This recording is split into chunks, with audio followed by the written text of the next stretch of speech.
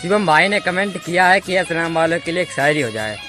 सुनो कि अगर लड़के मोहब्बत करनी छोड़ देंगे तो घर वालों के ताने कौन सुनेगा, और अगर तू सारा सच मुझसे बोलेगी मेरी जान तो तेरे बहाने कौन सुनेगा, और लड़कों की मोहब्बत अधूरी होना भी ज़रूरी है मेरी जान, क्योंकि अगर पूरी हो गई तो ये गाने कौन सुनेगा।